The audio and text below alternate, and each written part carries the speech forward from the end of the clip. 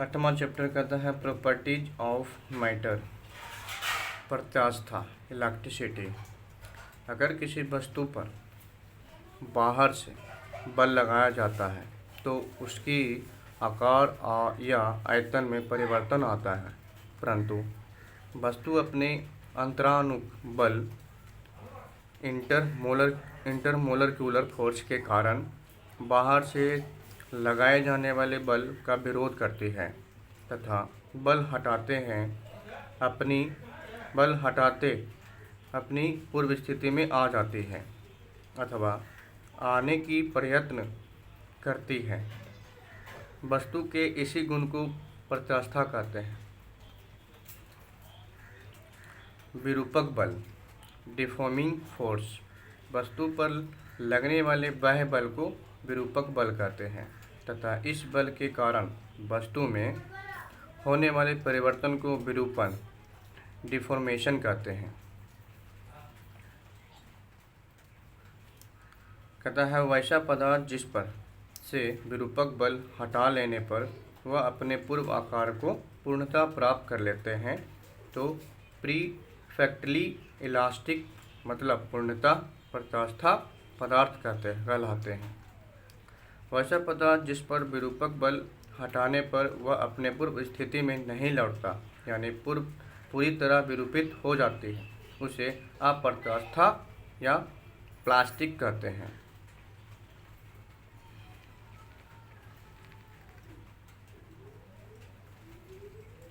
कहता है प्रतिबल स्ट्रेस।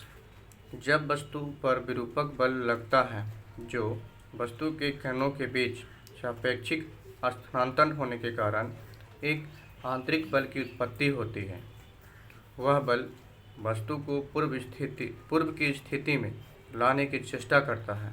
इस बल का मान लगाए जाने वाले विरूपक बल के बराबर और विपरीत होता है। इसी बल को प्रतिबल कहते हैं। प्रतिबल का CGS पद्धति में मात्रक है डाइन प्रति सेंटीमीटर स्क्वायर होता है, जबकि SI पद्धति में न्यूटन प्रति मीटर स्क्वायर होता है अथवा पास्कल होता है। इसकी बीमा ml इन्वर्स होता है, ml इन्वर्स T इन्वर्स 2 होता है। विकृति स्ट्रेन। अगर वस्तु पर विरूपक बल लगाने पर वस्तु में विरूपकता डिफॉर्मेशन उत्पन्न होती है तो इसी विरूपकता को विकृति कहते हैं। विकृति जो है मात्रक हीन और बीमाहीन भौतिक राशि है। विकृति 3 प्रकार के होते हैं। पहला है अनुदैर्ध्य विकृति लॉन्गिट्यूडिनल स्ट्रेन। अगर L लंबाई की वस्तु पर विरूपक बल लगाने से वस्तु के लंबाई में परिवर्तन I होता है तो I/L को अनुदैर्ध्य विकृति कहते हैं। अनुदैर्ध्य विकृति केवल ठोस पदार्थ में पाया जाता है। दूसरा है आयतन विकृति वॉल्यूम स्ट्रेन। अगर किसी वस्तु का आयतन V है और उस पर बल लगाने से उसके आयतन में परिवर्तन भी होता है तो छोटी v बड़ी V को आयतन विकृति कहते हैं। द्रव तथा गैस में भी यह आयतन विकृति पाई जाती है। यहाँ है छोटी L बड़ी L को अनुदैर्ध्य विकृति कहते हैं। तीसरा है कि अपरूपण विकृति शेयरिंग स्ट्रेन। अपरूपण विकृति में वस्तु केवल आवृत्ति बदल जाती है, उसके आयतन में कोई परिवर्तन नहीं होता है। जैसे फिगर में देखेंगे कि ABCD, ठीक है, L छोटी L थीटा कोण बना रही है, इधर B थीटा कोण बना रही है। जैसे में अपरूपण विकृति थीटा बराबर A डॉट बटा AD बराबर छोटी L बटा बड़ी L। अपरूपण विकृति केवल ठोस में ही पाई जाती है। कहता है कि प्रत्यास्था सीमा इलास्टिक लिमिट क्या है। कहता है अगर वस्तु पर प्रतिबल लगाया जाता है तो वस्तु अपनी पहले स्थिति से विरूपित हो जाता है, लेकिन बल हटाते ही वह पूर्व स्थिति में लौट आती है। लेकिन बल का मान बढ़ाने पर एक ऐसी स्थिति आएगी कि बल को हटाने पर भी वस्तु अपने प्रारंभिक स्थिति में नहीं लौटेगी, यानी पदार्थ की प्रत्यास्था का गुण समाप्त हो जाएगा। पदार्थों का यही सीमा जिसके आगे उसकी प्रत्यास्था या गुण समाप्त हो जाता है प्रत्यास्था सीमा कहलाता है। आरोपित बल का मान अगर प्रत्यास्था सीमा से अधिक हो जाता है तब वस्तु अपने पूर्व स्थिति में नहीं लौट पाती है। हुक का नियम, हुक्स लॉ, कहता है कि इस नियम का प्रतिपादन 1678 ईस्वी में रॉबर्ट हुक ने किया था। इस नियम के अनुसार कम विरूपण के लिए प्रतिबल हमेशा विकृति के समानुपाती होता है। तो प्रतिबल बराबर विकृति होता है। प्रतिबल बटा विकृति मतलब E कांस्टेंट रहता है। प्रतिबल तथा विकृति के अनुपात को प्रत्यास्था गुणांक मॉडुलस ऑफ इलास्टिसिटी कहते हैं। इसे प्रायः E के रूप में सूचित किया जाता है, बड़ी E के रूप में सूचित किया जाता है।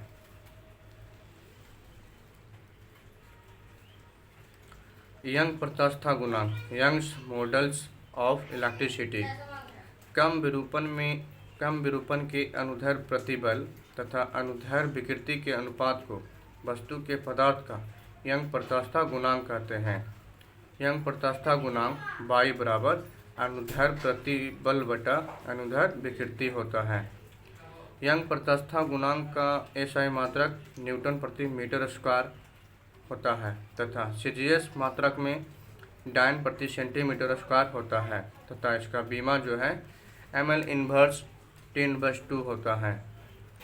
आयतन प्रत्यास्था गुणांक, बोल्क मॉडल्स ऑफ इलेक्ट्रिसिटी, कहता है कि कम विरूपण के लिए प्रतिबल और आयतन विकृति के अनुपात को आयतन प्रत्यास्था गुणांक कहते हैं। इसे K से सूचित किया जाता है। तो आयतन प्रत्यास्था गुणांक K बराबर प्रतिबल बटा आयतन विकृति होता है। आयतन प्रत्यास्था गुणांक का SI मात्रक न्यूटन प्रति मीटर होता है, न्यूटन प्रति मीटर स्क्वायर होता है। इसकी बीमा जो है ml इनवर्स 10/2 होती है। आयतन गुणांक, आयतन गुणांक के व्युत्क्रम या L/K को पदार्थ की कंप्रेसिबिलिटी मतलब संप्रेयकता कहते हैं। दृढ़ता गुणांक, मॉडल्स ऑफ रिजिडिटी, कम विरूपण के लिए प्रतिबल तथा अपरूपण विकृति के अनुपात को दृढ़ता गुणांक कहते हैं। इसे n नीटा से सूचित करते हैं। तो दृढ़ता गुणांक n नीटा बराबर प्रतिबल मतलब स्पर्श रेखीय बटा अपरूपण विकृति। दृढ़ता गुणांक का SI मात्रक होता है न्यूटन प्रति मीटर स्क्वायर तथा बीमा होता है ml इनवर्स 10/2 होता है।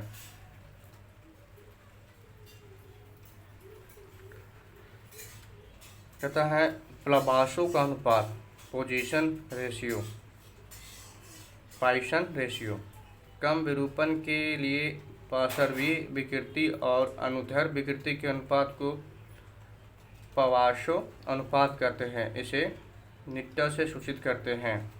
पवासो अनुपात बराबर होता है पार्श्वीय विकृति बटा अनुदैर्ध्य विकृति।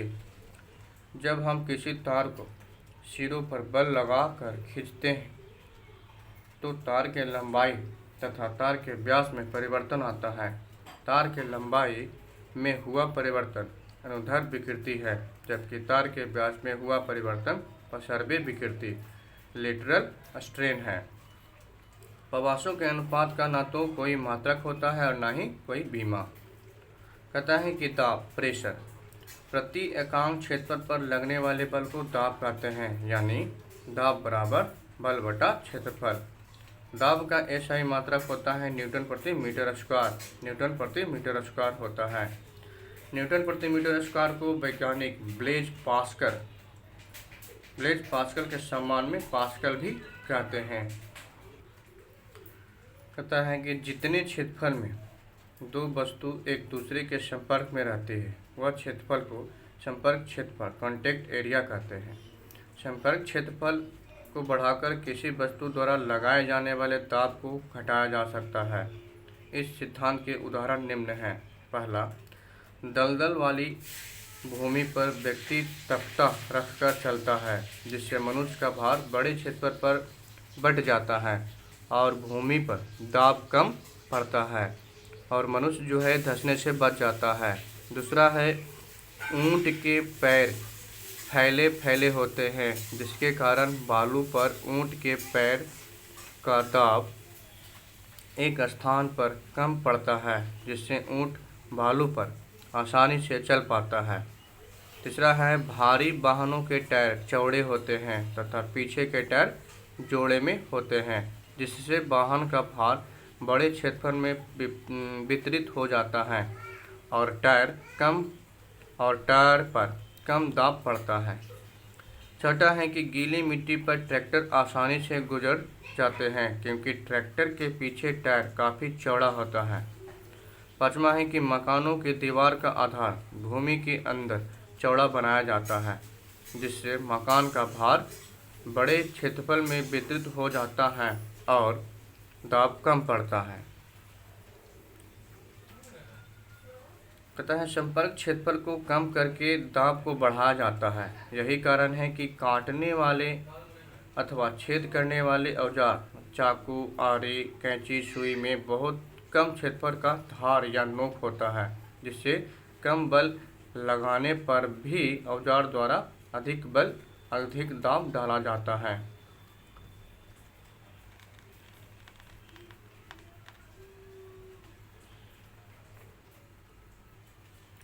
कहता है घनत्व डेंसिटी, एकांक आयतन में पदार्थ का जो परिणाम होता है उसे पदार्थ का घनत्व कहते हैं। तो घनत्व बराबर होता है द्रव्यमान बटा आयतन। घनत्व का एसआई मात्रक केजी प्रति मीटर क्यूब है। किसी पदार्थ का घनत्व जो है पदार्थ की शुद्धता जांचने में सहायक होता है। सोना का घनत्व 19,300 केजी प्रति मीटर क्यूब होता है तथा पानी का घनत्व 1000 केजी प्रति मीटर क्यूब होता है। प्रणोद ट्रस्ट, द्रव अगर किसी बर्तन में रखा जाता है तो द्रव बर्तन के पेंदे के साथ साथ बर्तन की दीवार पर भी बल लगाता है तथा यह बल सतह के लंबवत लगता है। किसी द्रव द्वारा बर्तन के पृष्ठ या सतह पर लगाए जाने वाले लंबवत बल को प्रणोद कहते हैं। प्रणोद का बल वही होता है जो बल का होता है, यानी प्रणोद का एसआई मात्रक न्यूटन होता है। प्रणोद और दाब में निम्न अंतर है। कहता है कि किसी पृष्ठ के पूरे क्षेत्रफल पर लगे लंबवत बल को प्रणोद कहते हैं, जबकि पृष्ठ के एकांक क्षेत्रफल पर लगने वाले बल को दाब कहते हैं।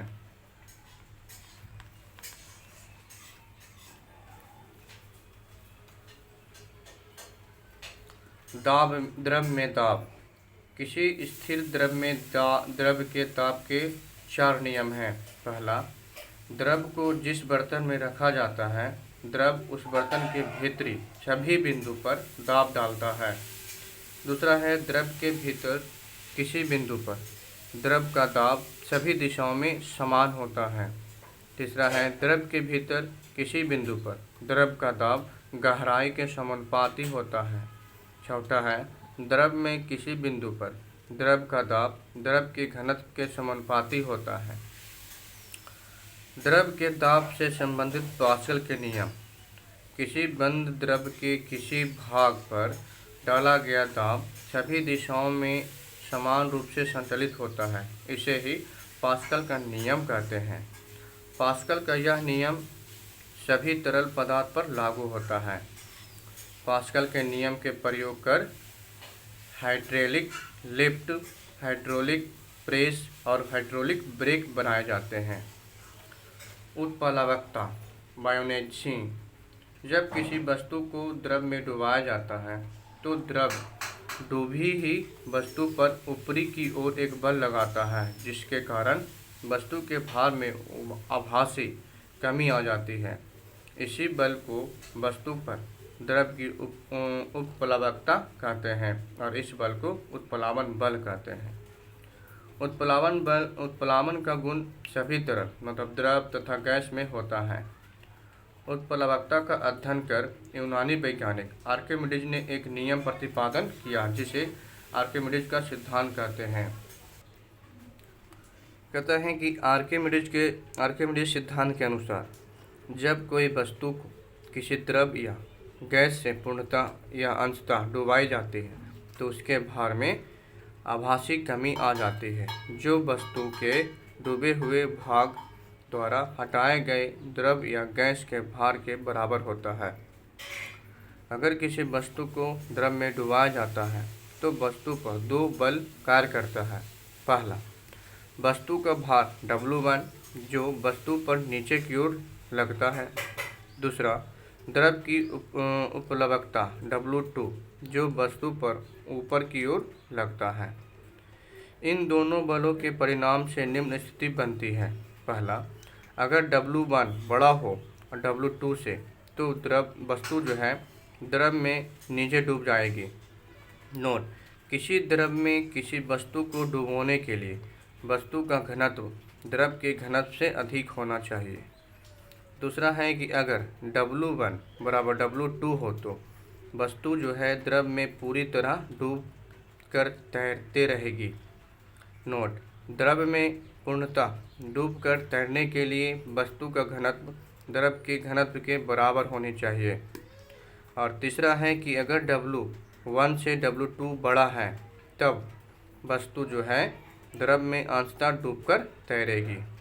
नोट, द्रव में अंशतः डूबकर वस्तु के प्लवन करने के लिए वस्तु का घनत्व द्रव के घनत्व से कम होनी चाहिए।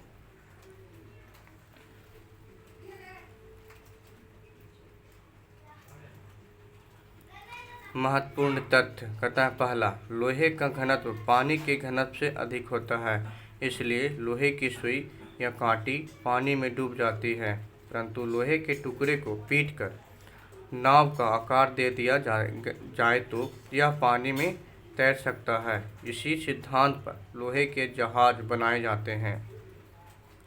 दूसरा है कि मनुष्य के शरीर का घनत्व पानी के घनत्व से कम होता है, परंतु सिर का घनत्व पानी के घनत्व से अधिक होता है, इसलिए मनुष्य पानी में डूबने लगता है।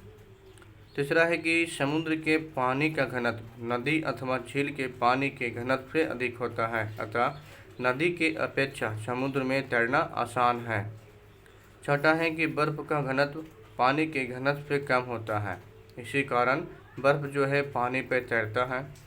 बर्फ जब पानी पर तैरता है तो बर्फ का 11/12 भाग पानी के भीतर डूबा रहता है और 1/12 भाग पानी के ऊपर रहता है। पाँचवा है कि समुद्र के पानी का घनत्व साधारण पानी के घनत्व से अधिक रहता है, जिसके कारण समुद्र के पानी में तैरते समय बर्फ का 8/9 भाग पानी के भीतर तथा 1/9 भाग पानी के ऊपर रहता है। छठा कहता है कि समुद्र में बड़े बड़े बर्फ के चट्टान पानी में तैरता रहता है। चूँकि समुद्र में बर्फ का 1/9 भाग ही पानी के ऊपर रहता है, जिसके कारण कोहरे वाली रात के समय जहाज का इनसे टकराने का खतरा बना रहता है। 1912 ईस्वी में टाइटैनिक जहाज इसी तरह बर्फ के चट्टान से टकराकर नष्ट हो गया था।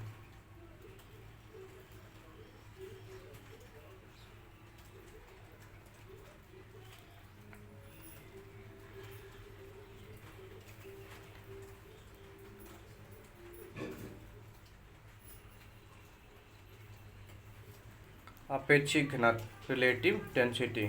किसी पदार्थ का घनत्व एक प्रामाणिक पदार्थ के घनत्व के अनुपात को उस पदार्थ का अपेक्षिक घनत्व कहते हैं। अपेक्षिक घनत्व बराबर होता है कि किसी पदार्थ का घनत्व बटा प्रामाणिक पदार्थ का घनत्व। अगर प्रामाणिक पदार्थ के रूप में पानी को लिया जाए तब अपेक्षिक घनत्व बराबर वस्तु का घनत्व बटा 4 डिग्री सेल्सियस पर पानी का घनत्व। अतः वस्तु का घनत्व बराबर वस्तु का अपेक्षिक घनत्व इंटू पानी का घनत्व। अपेक्षिक घनत्व एक प्रकार के राशियों का अनुपात है, अतः इसकी कोई मात्रा नहीं होती है। अपेक्षिक घनत्व को हाइड्रोमीटर यंत्र से मापा जाता है।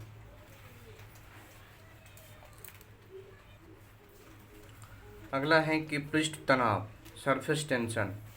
द्रव का मुक्त पृष्ठ फ्री एंड सरफेस हमेशा सिकुड़कर अपने क्षेत्रफल का न्यूनतम बनाने की प्रवृत्ति रखता है। द्रव के इसी गुण जिसके कारण वह सिकुड़कर अपने मुक्त पृष्ठ का क्षेत्रफल न्यूनतम बनाने की प्रवृत्ति रखता है, पृष्ठ तनाव कहलाता है। जैसे में ABCD इस तरह।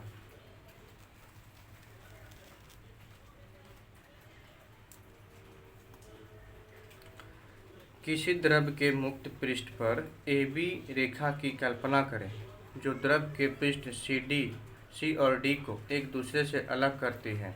C और D पृष्ठ एक दूसरे से अलग होना चाहती है, जिससे द्रव के पृष्ठ पर तनाव रहता है। यही पृष्ठ तनाव है। यही तनाव पृष्ठ तनाव है।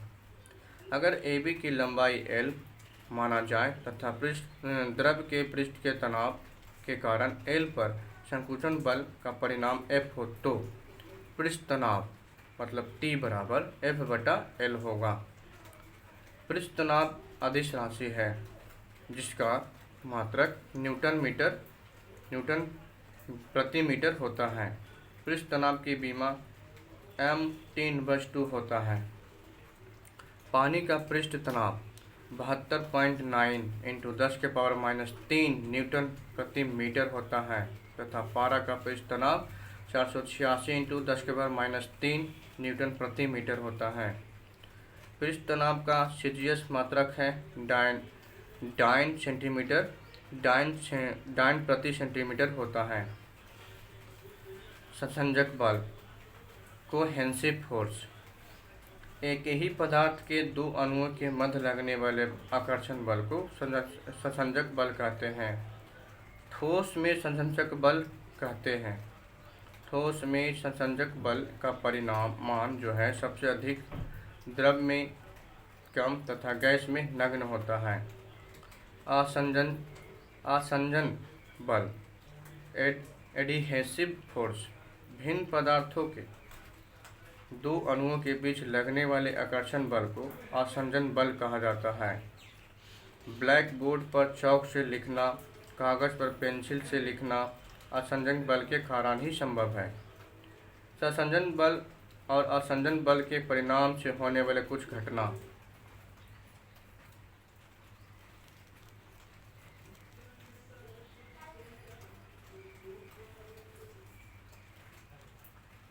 पहला कहता है कि संसंजक बल के कारण ही द्रव की दो बूंद संपर्क में आते ही मिलकर एक हो जाती है। दूसरा है कि कांच के प्लेट पानी से भीग जाता है, क्योंकि पानी और कांच के अणुओं के बीच आसंजक पानी के अणुओं के बीच संसंजक से अधिक होता है। तीसरा है कि पारा कांच को नहीं भिगोता, क्योंकि पारा और कांच के बीच आसंजक पारे के अणुओं के बीच संसंजन से काफ़ी कम होता है। अब कहता है आणविक पारस मॉलिक्यूलर रेंज किसी अणु से वह अधिकतम दूरी जहाँ तक अणुओं के आकर्षण रहता है आणविक पारस कहलाता है। आणविक पारस का मान जो है लगभग 10⁻⁹ मीटर तक रहता है। 10⁻⁹ मीटर से अधिक दूरी तक पर अणुओं का आकर्षण कम नहीं करता।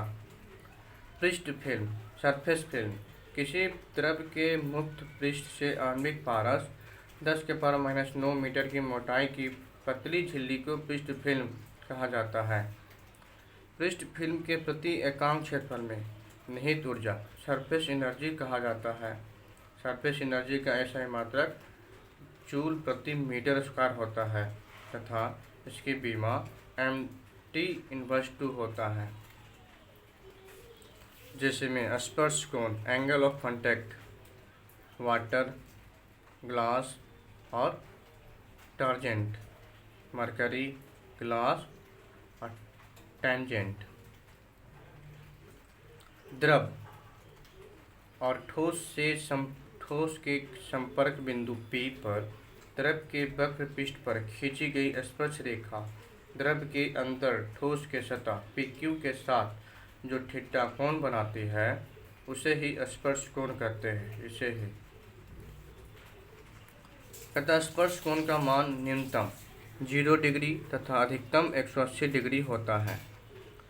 जो द्रव ठोस को भिगोता है उनके लिए स्पर्श कोण न्यून कोण होता है।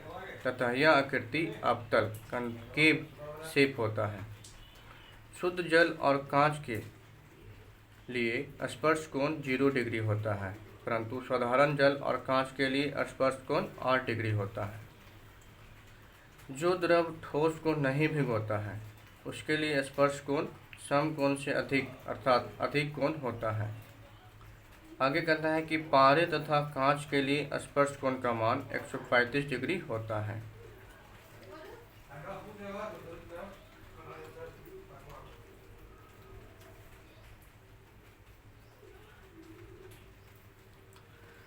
पृष्ठ तनाव के उदाहरण।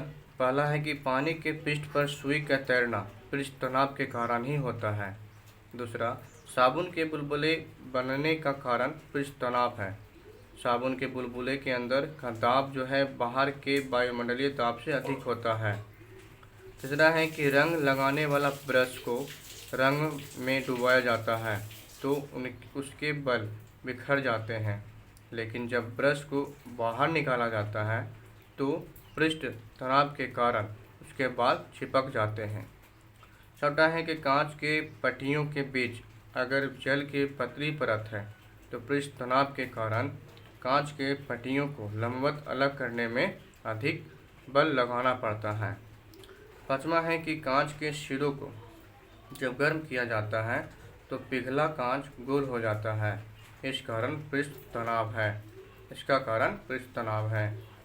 छठा है कि तालाब या गड्ढों में भरे जल में मिट्टी तेल डालने पर जल का पृष्ठ तनाव घट जाता है, जिससे मच्छर के लार्वा डूबकर मर जाते हैं। सातवां है कि पिघला हुआ शीशा पृष्ठ तनाव के कारण ही गोल बूंदों के रूप में जमकर गोल छर्रे में बदल जाता है। आठवां है कि पृष्ठ तनाव के कारण ही वर्षा की बूंद गोलाकार होता है। नौवां है कि अंशतः समुद्र को शांत करने के लिए जहाज तेल गिराता है, क्योंकि तेल से समुद्र के पानी का पृष्ठ तनाव घट जाता है, जिससे लहरों की ऊंचाई घट जाती है। 10वां है कि पृष्ठ तनाव के कारण कपूर को स्वच्छ जल पर छिड़कने पर उसके कण तेजी से इधर उधर नाचते हैं। 11वां है कहता है कि गर्म भोजन का पृष्ठ तनाव ठंडे भोजन के पृष्ठ तनाव से कम होते हैं, जिसके कारण गर्म भोजन जीभ के अधिक क्षेत्र को घेरता है और भोजन स्वादिष्ट लगता है। पृष्ठ तनाव का प्रभावित करने वाला कारक। पहला, किसी द्रव का पृष्ठ तनाव द्रव के पृष्ठ के संपर्क वाले माध्यम पर निर्भर करता है। अगर पानी के पृष्ठ का संपर्क हवा से है तो पृष्ठ तनाव जो है 7.2 × 10⁻² न्यूटन प्रति मीटर होता है, जबकि पानी के पृष्ठ का संपर्क जल वाष्प से है तो पृष्ठ तनाव 7.0 × 10⁻² न्यूटन प्रति मीटर होता है। दूसरा, द्रव अगर दूषित हो जाता है तो पृष्ठ तनाव घट जाता है। तीसरा, ताप बढ़ने से द्रव का पृष्ठ तनाव घट जाता है और क्रांतिक ताप पर पृष्ठ तनाव का मान 0 हो जाता है। द्रव में विद्युत प्रवाहित करने पर द्रव का पृष्ठ तनाव घट जाता है। पाँचवा है कि द्रव में किसी पदार्थ के घुलने से द्रव का पृष्ठ तनाव बदल जाता है। द्रव में अकार्बनिक पदार्थ घुलने से द्रव का पृष्ठ तनाव बढ़ जाता है, जबकि द्रव में कार्बनिक पदार्थ घुलने से द्रव का पृष्ठ तनाव घट जाता है। नोट: नमक अकार्बनिक घुलने पर द्रव का पृष्ठ तनाव बढ़ता है, जबकि डिटर्जेंट कार्बनिक घुलने पर द्रव का पृष्ठ तनाव घट जाता है। छठा है कि द्रव का घनत्व बदलने से भी पृष्ठ तनाव बदल जाता है। कोशिकाकर्षण कैपिलैरिटी। किसी द्रव में एक केशनली को अंशतः डुबाया जाता है तो द्रव केशनली में कुछ ऊपर चला जाता है। यह घटना कोशिकाकर्षण मतलब कैपिलैरिटी कहलाता है। जो द्रव कांच को भिगोता है जैसे जल, वह केशनली के ऊपर चढ़ता है। जो द्रव कांच को नहीं भिगोता है जैसे पारा, वह केशनली के नीचे आता है। ऐसा द्रव जिसके लिए स्पर्श कोण का मान 90 डिग्री मतलब 90 डिग्री से कम होता है, वह केशनली के ऊपर चढ़ता है। तथा जिस द्रव के लिए केश नली का मान 90 डिग्री से अधिक होता है वह केश नली में नीचे खिसक जाता है। केशिकाकर्षण के उदाहरण है, पहला, लालटेन में मिट्टी का तेल बत्ती के धागे में बनी केशिकाओं के द्वारा ही ऊपर चढ़ता है। दूसरा है, खेतों में दिया गया जल पौधे के तनों एवं जड़ों में बनी असंख्य केश नली से चढ़कर पत्ती तक पहुंचता है। तीसरा है कि मिट्टी का ढेला को पानी में रखने पर ढेला पूरा भीग जाता है। छठा है कि पेन की नींव बीच में चीरी स्लीट रहती है जिससे उसमें बारीक केशनली बन जाती है। नींव को इंक में डुबाने पर कुछ इंक केशनली में चढ़ जाती है। नोट कहता है कि रिफिल से इंक नींव तक गुरुत्व बल के कारण आता है। पांचवा है कि जल से भरी बाल्टी में तौलिया का एक सिरा रखने पर पूरा तौलिया भीग जाता है।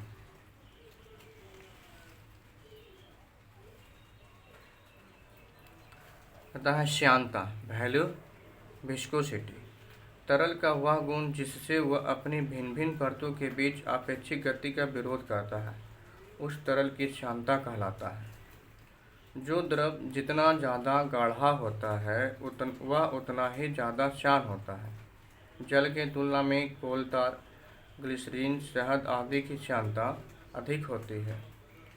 श्यानता का गुण द्रव तथा गैस दोनों में होता है। द्रव में श्यानता अणुओं के मध्य संसंजक बलों के कारण होता है, जबकि गैस में श्यानता गैस के अणुओं की एक परत से दूसरी परत में विचलन के कारण होता है। ताप बढ़ने पर गैस की श्यानता बढ़ती है जबकि द्रव की श्यानता घटती है। किसी तरल का श्यानता का मापन श्यानता गुणांक कोएफिशिएंट ऑफ विस्कोसिटी से किया जाता है। श्यानता गुणांक नीटा का एसआई मात्रक केजी प्रति मीटर प्रति सेकेंड या न्यूटन सेकेंड प्रति मीटर स्क्वायर होता है। इसे पास या पास्कल सेकेंड से भी व्यक्त किया जाता है। श्यानता गुणांक की बीमा ml इनवर्स T इनवर्स होता है। श्यानता गुणांक का सीजीएस मात्रक है पाइज होता है। तो 1 न्यूटन सेकेंड प्रति मीटर स्क्वायर बराबर 1 पास या 10 पाइज होता है।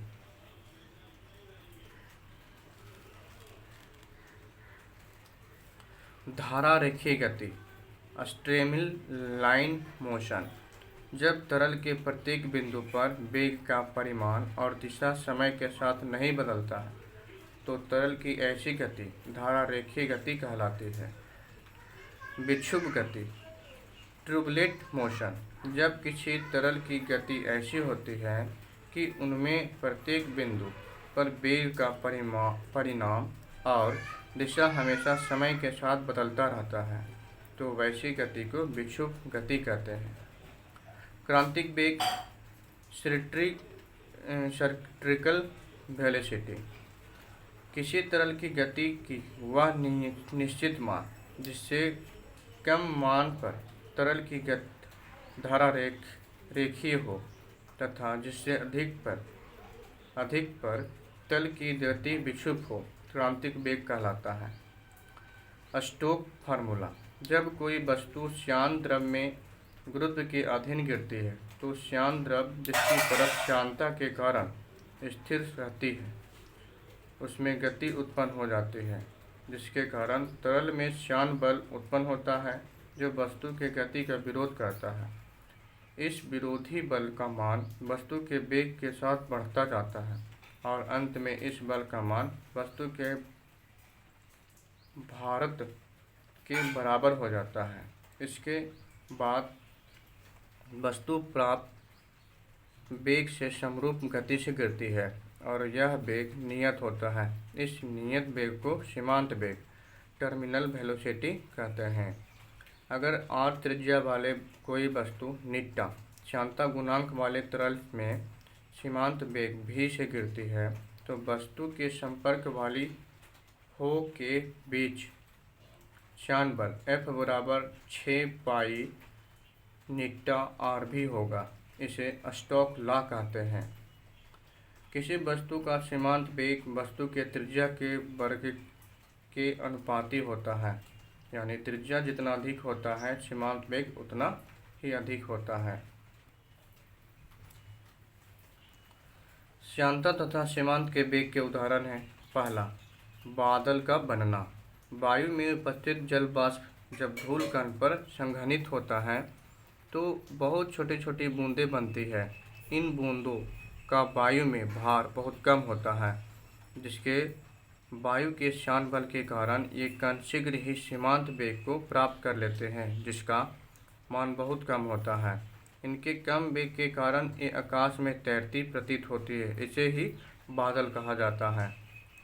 दूसरा है कि जल वाष्प के छोटी छोटी बूंद वायु के श्यान बल के कारण शीघ्र ही सीमांत वेग प्राप्त कर लेती है, क्योंकि सीमांत वेग का मान त्रिज्या के वर्ग के अनुक्रमानुपाती होता है।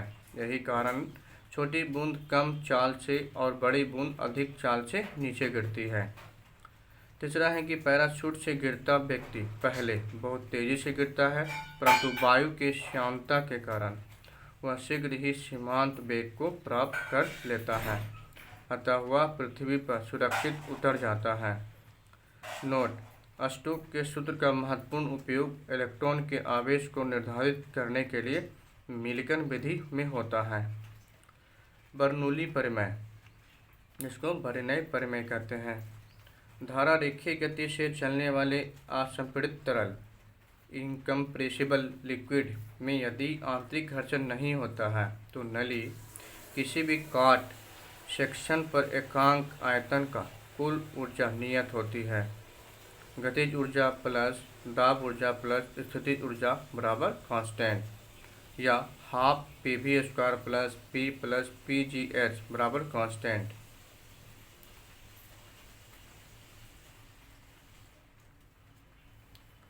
इस सिद्धांत के अनुसार जहाँ दाब अधिक होगा द्रव का वेग कम होगा, और जहाँ वेग कम होगा वहाँ दाब अधिक होगा।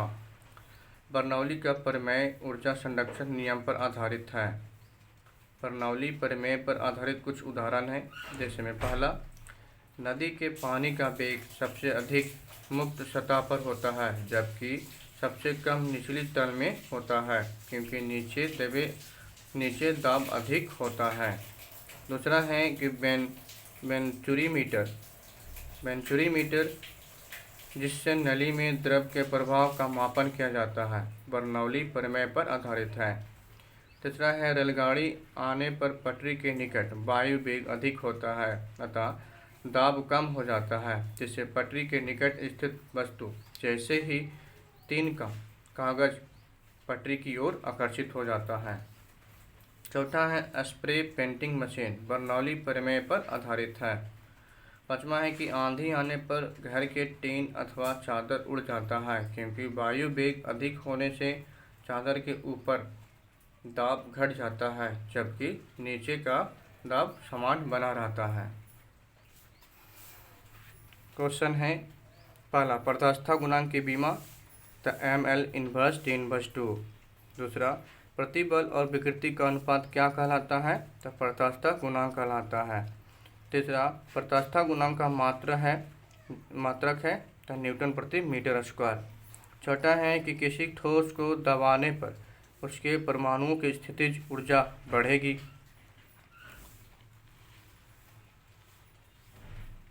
पांचवा है कि हुक का नियम तब लागू होता है जब प्रत्यास्थता विकृति समानता छोटी होती है। तीसरा है, ताप बढ़ने पर प्रत्यास्थता का मान प्रायः घट जाता है। पाइसन का अनुपात केवल ठोस के लिए होता है। आठवां है, विकृति का मात्रक होता है, विकृति का मात्रक नहीं होता है। विकृति की सीमा होता है, विकृति का कोई बीमा नहीं होता।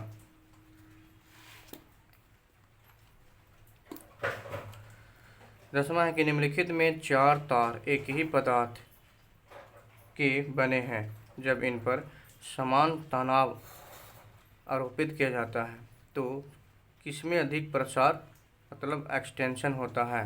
तो लंबाई 50 सेंटीमीटर और व्यास 0.5 mm। 11वां है कि दो तार ए और बी समान द्रव्य के बने हैं, किंतु तार ए की लंबाई तथा तार बी की लंबाई का अनुपात 1:2 है और व्यास का अनुपात 2:1 है। जब दोनों तार समान भार से तने हुए हैं तो तार ए तथा बी की तरंग वृद्धि का अनुपात होगा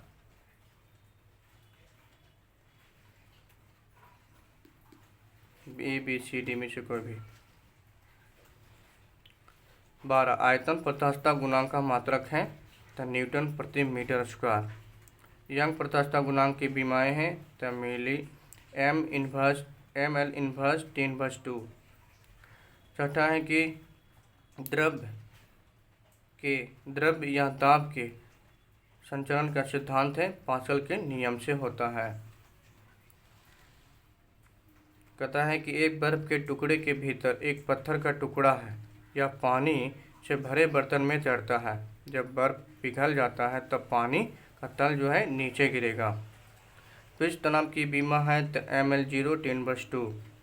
17 है कि द्रव में पूर्णतः या अंशतः डूबी वस्तु के भार में आभासी कमी किसके कारण होता है, तो वस्तु के डूबे हुए भाग द्वारा हटाए गए द्रव के भार के बराबर होती है और ये आर्किमिडीज के सिद्धांत है। किसी पदार्थ के अपेक्षिक घनत्व बराबर होता है तो पदार्थ का घनत्व बटा प्रमाणिक पदार्थ का घनत्व। 19 दाब का एसआई मात्रक है तो न्यूटन प्रति मीटर स्क्वायर। कहता है कि दाब बल और क्षेत्रफल में संबंध होता है तो दाब बराबर बल बटा क्षेत्रफल।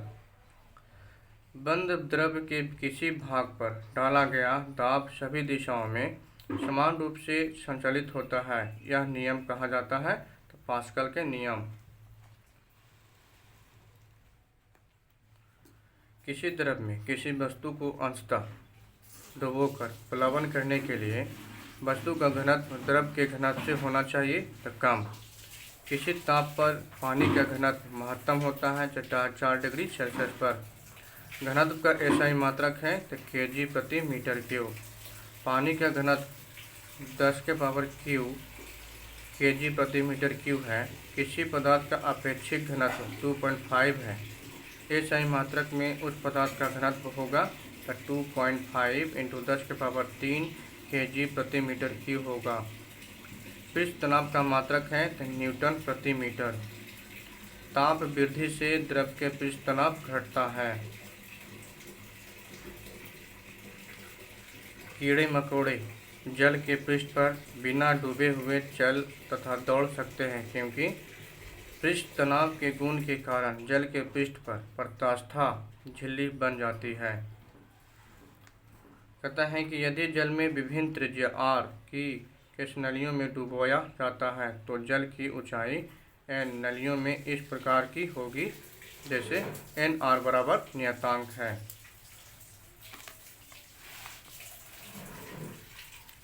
श्यानता गुणांक की बीमा है तो ml इन्वर्स 10 ताप बढ़ने से द्रव के श्यानता गुणांक का मान घटता है। यदि एक छोटी वर्षा बूंद हवा से होकर गिरती है तो इसका वेग जो है कुछ समय के लिए बढ़ता जाएगा और तब इसका वेग नियत हो जाएगा। ताप के बहने से गैस के श्यानता गुणांक का मान बढ़ता है। बर्नौली का प्रमेय तरल की गति के लिए तब लागू होता है जब यह गति हो धारारेखीय। हवा में गिरती तेल बूंद सीमांत वेग प्राप्त करती है जो त्रिज्या के वर्ग के अनुक्रमानुपाती होता है। त्रिज्या के वर्ग के अनुक्रमानुपाती होता है। एक बार दाब बराबर होता है 1 × 10⁶ डायन प्रति सेंटीमीटर स्क्वायर या 10⁶ डायन प्रति सेंटीमीटर स्क्वायर। निम्नलिखित में से किसे हाइड्रोजन बैलून आसानी से उठा पाएगा तो ढीले ढंग से पैक किए हुए पंखों का 1 kg। चलाया हुआ द्रव कुछ समय के बाद विराम में आ जाता है, इसका कारण है श्यानता। बर्नौली प्रमेय अनुप्रयोग है ऊर्जा संरक्षण के नियम पर। एक पॉइज श्यानता गुणांक एसआई मात्रक का 1/10 भाग होता है। वर्षा की बूंद द्वारा एक नियत वेग प्राप्त कर लेने का कारण है हवा का शांता बल। पृष्ठ तनाव की उत्पत्ति का कारण है संसंजक बल। कोई द्रव ठोस की सतह को नहीं भिगोएगा यदि स्पर्श कोण अधिक कोण होगा। कोशाकर्षण से नली में द्रव चढ़ेगा यदि स्पर्श कोण निम्न कोण होगा। यदि जल में विभिन्न त्रिज्या r की कोशिकाओं में डुबाया जाता है तो जल की ऊंचाई h नलियों में इस प्रकार होगी कि h बराबर कांस्टेंट होगा। जब पारे की अनेक छोटी बूंदें मिलकर एक बूंद बनाती हैं तब बूंद का ताप बढ़ता है। साबुन के बुलबुले के अंदर अतिरिक्त दाब समानुपाती होता है। तो यह है पृष्ठ तनाव के। जब समान अणु एक दूसरे को आकर्षित करते हैं तो इसे कहते हैं संसंजक बल। गैस भरे गुब्बारे का नाखून की तुलना में सुई से फटना आसान क्यों होता है? तो क्योंकि सुई गुब्बारे पर नाखून की तुलना में अधिक दाब डालती है, इस कारण। ब्लॉटिंग पेपर द्वारा स्याही के सूखने में शामिल है तो किसकी अभिक्रिया परिघटना। लोहे की सुई पानी की सतह पर किस कारण तैरती रहती है? तो पृष्ठ तनाव के कारण। बर्नौली का सिद्धांत निम्नलिखित में से किसके संरक्षण का कथन है? तो ऊर्जा के। द्रव चलित ब्रेक किसके नियम पर कार्य करता है? तो पास्कल के नियम पर। इस्पात के गोले में पदार्थ की मात्रा उसका क्या होती है? तो द्रव्यमान। दूध से क्रीम निकाल लेने पर दूध का घनत्व बढ़ता है। साबुन कपड़ों को बेहतर सफाई में क्यों सहायक होता है? क्योंकि यह घोल के पृष्ठीय तनन को कम करता है। कहता है कि अंडा मृदु जल में डूब जाता है किंतु नमक के सांद्र में घोल में तैरता है क्योंकि नमक में घोल का घनत्व अंडे के घनत्व से अधिक हो जाता है। निम्नलिखित में से कौन सबसे अधिक प्रतिष्ठा है? तो स्टील। जब कुएं से पानी की बाल्टी को ऊपर खींचते हैं तो हमें महसूस होता है कि बाल्टी पानी की सतह से ऊपर भारी हो गई है। कहता है क्यूसेक। क्यूसेक से क्या मापा जाता है? तो जल का बहाव। 1 किलोग्राम प्रति सेंटीमीटर स्क्वायर दाब समतुल्य है तो 0.1 बार के बराबर। निम्नलिखित में से किस एक के लिए केशिकत्व एकमात्र कारण है?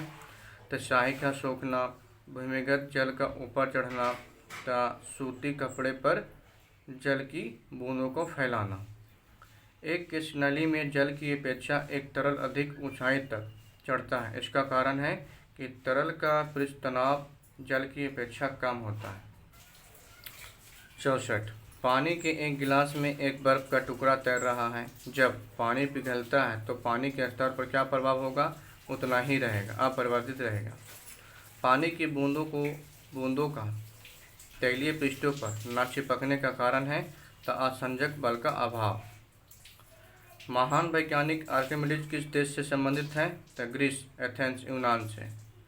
जल पृष्ठ पर लोहे के टुकड़े के न तैरने का कारण है तो लोहे द्वारा विस्थापित जल का भार लोहे के भार से कम होता है।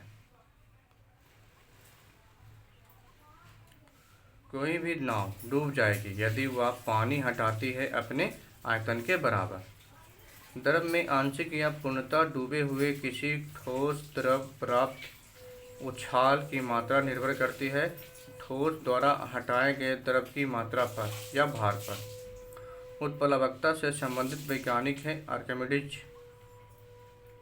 जब कोई वस्तु किसी द्रव में पूर्णतः या आंशिक रूप से डुबोई जाती है तो उसके भार में कुछ कमी प्रतीत होती है तथा उसके भार में आभासी कमी उस वस्तु के द्वारा हटाए गए द्रव के भार के बराबर होती है। यह सिद्धांत है आर्किमिडीज के सिद्धांत। आर्किमिडीज का नियम निम्नलिखित में से किससे संबंधित है? तो प्लवन के नियम पर। प्लवन का मतलब तैरना है। पानी में लोहे की सुई डूब जाती है लेकिन जहाज तैरता रहता है। यह किस सिद्धांत पर आधारित है? आर्किमिडीज के सिद्धांत पर। लैंप की बत्ती में तेल किसके कारण ऊपर चढ़ता है? तो केशिकीय घटना या केशिकत्व के कारण। जब दो भिन्न भिन्न व्यास के केशनलियों को किसी द्रव में ऊर्ध्वाधर डुबोने पर चढ़े द्रव की ऊंचाई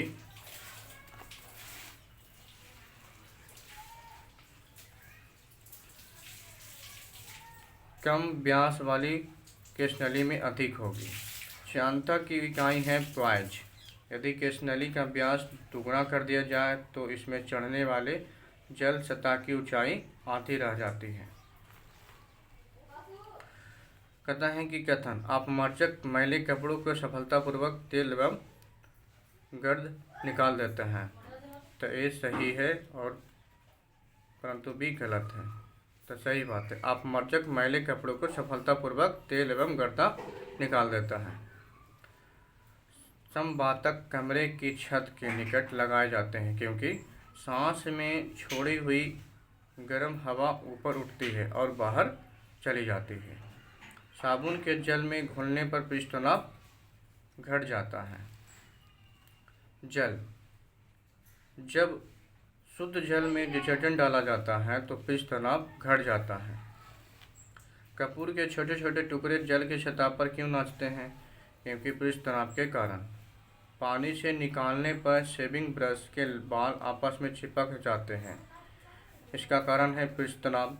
स्थिर पानी में मिट्टी का तेल डालने पर मच्छर कम होते हैं क्योंकि यह लार्वा के सांस में बाधा डालता है। कहता है कि एक द्रव बूंद गोलीय आकार धारण कर लेती है पृष्ठ तनाव के कारण। वर्षा के बूंद का आकार गोलाकार किस कारण से होता है? तो पृष्ठ तनाव के कारण। साबुन द्वारा निर्मल का क्या सिद्धांत है? तो पृष्ठ तनाव। तेल की एक छोटी बूंद पानी पर फैल जाती है क्योंकि जल का पृष्ठ तनाव अधिक होता है। हुक का सिद्धांत निम्नलिखित में से किससे संबंधित है? तो प्रत्यास्था से। प्रेशर कुकर में खाना कम समय में पकता है क्योंकि अधिक दाब के कारण उबलते पानी का ताप बढ़ जाता है। 91 हाइड्रोजन से भरा रबड़ का गुब्बारा वायु में ऊपर जाकर फट जाता है। क्यों? क्योंकि वायु दाब घट जाता है। उड़ान से पहले हवाई जहाज दौड़ मार्ग पर दौड़ाया जाता है क्योंकि कार्यकारी वायु दाब घटाने के लिए। जब 14 वायु दाब मापी किसी ऊंचे पर्वत पर ले जाया जाता है तो नलिका में पारा गिर जाता है क्योंकि वहां पर वायुमंडलीय दाब निम्न हो जाता है। तथा समतल की अपेक्षा पर्वत पर सांस लेना क्यों कठिन होता है? क्योंकि ऊंचाई के बढ़ने पर वायु दाब घट जाता है और ऑक्सीजन की आवश्यकता बढ़ जाती है। कहता है हाइड्रोजन से भरा हुआ पॉलीथीन का एक गुब्बारा पृथ्वी के तल से छोड़ा जाता है। वायुमंडल की ऊंचाई पर जाने से गुब्बारे के आमाप में वृद्धि हो जाती है।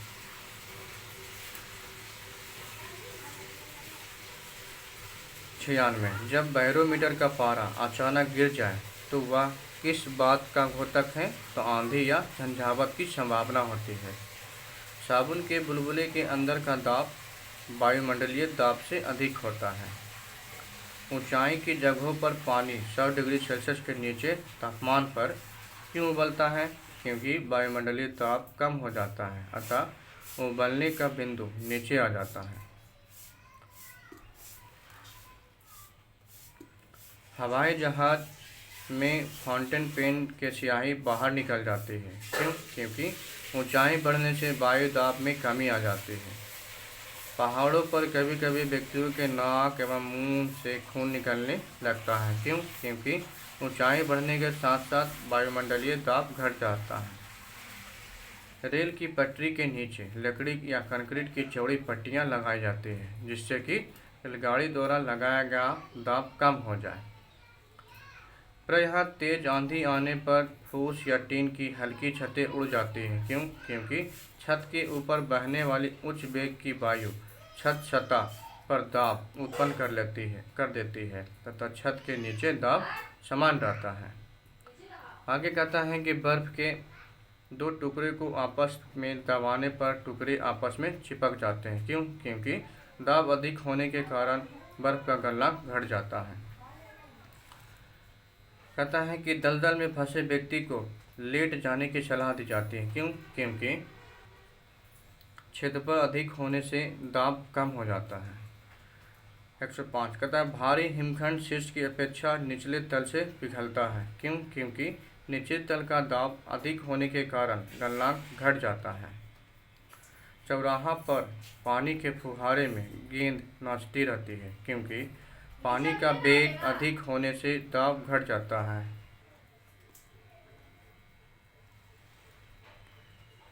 बर्फ पर स्केटिंग करना प्रदर्शित करता है कि दाब बढ़ाने पर बर्फ का गलनांक घट जाता है। बांध के नीचे की दीवार मोटी बनाई जाती है। क्यों? क्योंकि गहराई बढ़ने के साथ द्रव का दाब बढ़ता है। समुद्र में प्लावन करते आइसबर्ग का कितना भाग समुद्र की सतह से ऊपर रहता है? तो 1/9 भाग। बादल किस कारण से वायुमंडल में तैरते हैं? तो निम्न घनत्व के कारण। तैराक को नदी के मुकाबले समुद्र पानी में तैरना आसान क्यों लगता है? क्योंकि समुद्र पानी का घनत्व साधारण पानी से ज़्यादा होता है। तैराक को नदी के मुकाबले समुद्र पानी में तैरना आसान क्यों लगता है? तो समुद्री पानी का घनत्व साधारण पानी से ज़्यादा होता है। वस्तु की मात्रा बदलने पर अपरिवर्तित रहेगा तो घनत्व। किस तापमान पर जल का घनत्व अधिकतम होता है? 4 डिग्री सेल्सियस पर। एक लोहे की गेंद पारद या मरकरी से भरी बाल्टी से गिराई जाती है तो यह पारे की सतह पर तैरेगी।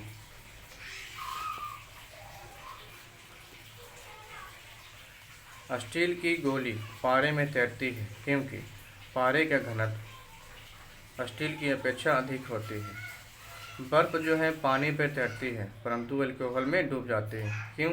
क्योंकि बर्फ जो है पानी से हल्की होती है तथा अल्कोहल से भरी होती है। जब एक ठोस पिंड को पानी में डुबोया जाता है तो उसके भार में ह्रास होता है। यह ह्रास कितना होगा? तो विस्थापित पानी के भार के बराबर। लोहे की कील पारे में क्यों तैरती है जबकि यह पानी में डूब जाती है? तो लोहे का भार पानी से अधिक है तथा पारे से कम। एक नदी में चलता हुआ जहाज समुद्र में आता है तब जहाज का स्तर जो है थोड़ा ऊपर आएगा। एक झील में तैरने वाली इस्पात की नाव के लिए नाव द्वारा विस्थापित पानी का भार कितना होगा? तो नाव के उस भाग के भार के बराबर जो झील के पानी की सतह के नीचे होता है। जल के आयतन में क्या परिवर्तन होगा यदि तापमान 9 डिग्री सेल्सियस से गिराकर 3 डिग्री सेल्सियस कर दिया जाए? तो आयतन पहले घटेगा और बाद में बढ़ेगा। पानी में भरी टाट लगी बोतल जमने पर टूट जाएगी क्योंकि जमने पर जल का आयतन बढ़ जाता है। जाड़े की रातों में अत्यधिक ठंड पड़ने पर पानी की पाइप फट जाती है क्योंकि जमने के बाद पानी का आयतन बढ़ जाता है।